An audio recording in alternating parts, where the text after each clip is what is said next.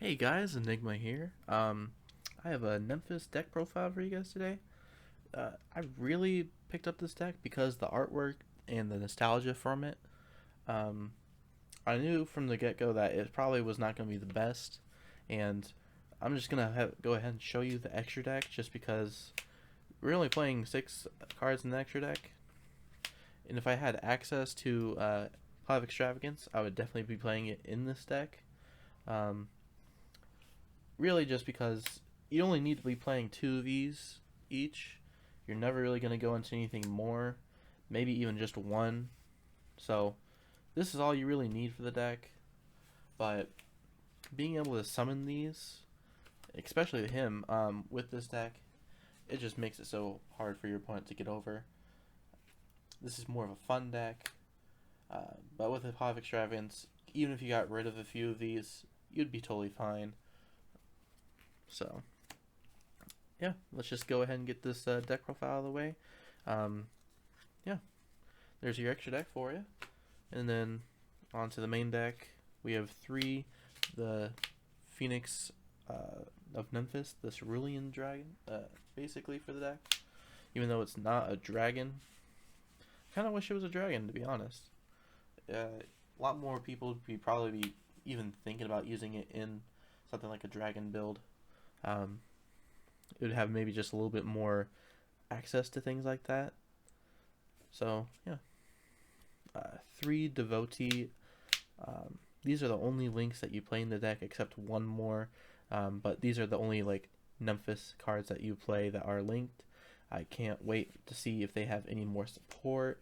Maybe something kind of like Devotee, maybe a level 4 or maybe a level 6. Level 6 would definitely help out this deck, just because it's a level 2 and this is a level 8. So, um, yeah. 3 Disciple, it's kind of like the Stratos of the deck, even though it's not. It basically lets you get out Devotee super fast. Um, or if anything, it lets you get out just any of the Nephthys cards out really fast. And then Devotee just kind of gets anything out fast. So, yeah.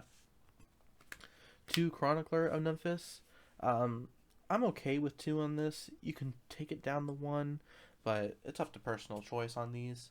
The next 2, I've seen people play more than one of, and some people just don't even play this one at all. I like to at least play 1 of each and 2 of this. I would say just try out 2 of each for yourself and see which ones you like the best. But this is the 4 that I like in my variation of this deck. And then 2 Sacred Phoenix. You don't need to play 2, but summoning the dragon, the Cerulean Dragon, with this is a lot easier than having to use these or the next cards I'm going to show you, just because it's the same level. It's also super easy to summon in the deck, so just even seeing this card on the field, it's a little bit devastating to your opponent. Next, for the non-Nephthys monsters, 3 Manju.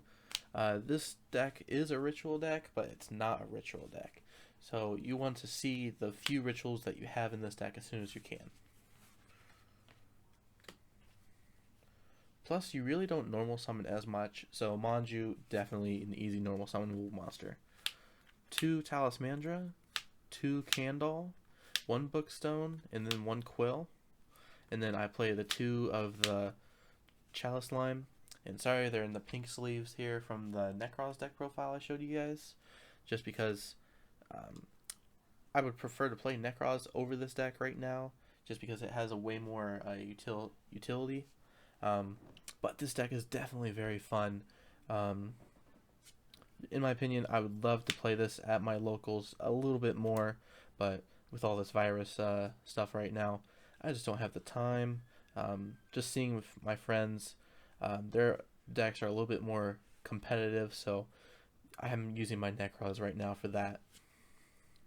And that's really it for the monsters. You can choose your variation on this, but this is kind of standard from what I've seen.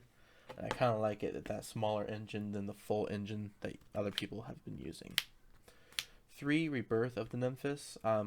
Since this does have both names of both of the rituals, um, you can use the pre-prep to search it.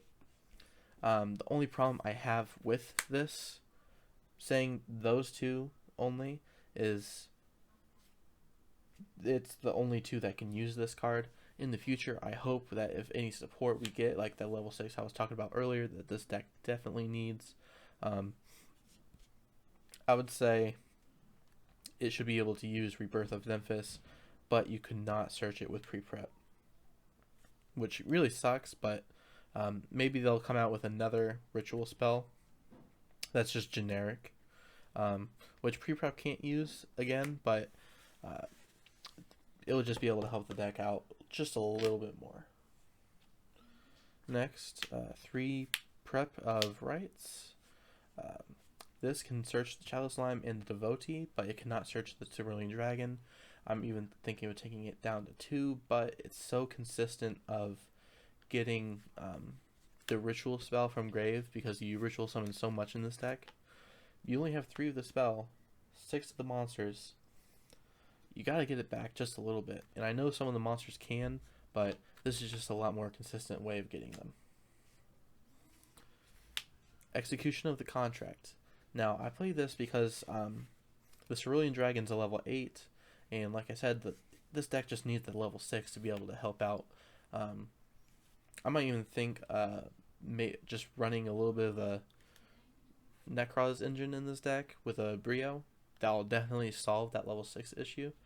But this right here just kind of changes the level of the monster on the field from a level 2 to level 8. Super easy to do with this ritual deck. You might even see some play with synchros, just kind of getting monsters up to the level you need. You have a tuner, boom.